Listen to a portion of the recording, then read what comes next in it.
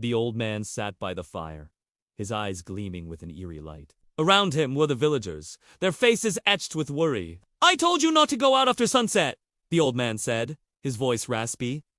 "After sunset, the road is not safe." A young man named Zubair scoffed.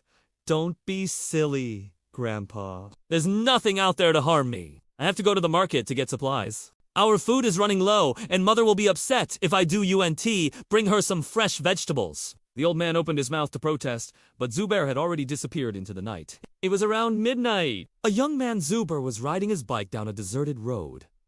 The only light was from his headlamp. The silence in the air felt unnatural. Suddenly, he saw a woman in the distance. She was dressed in white, her hair loose, standing in the middle of the road. Zubair slowed down. What was she doing here at this hour? The woman raised her hand, asking for help. Zubair stopped, but when he looked at her face, his blood ran cold. Her eyes were hollow and black, and her mouth was torn from ear to ear in a terrifying smile. Terrified, Zubair sped up, trying to escape, but the faster he went, the closer her laughter sounded. He glanced at the rearview mirror.